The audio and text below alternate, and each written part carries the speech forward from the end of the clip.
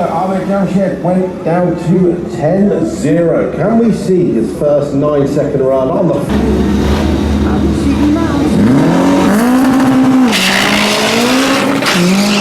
He's got the 64, 159. 8 fast speed, 113. 9.96 and 141. Big man 10.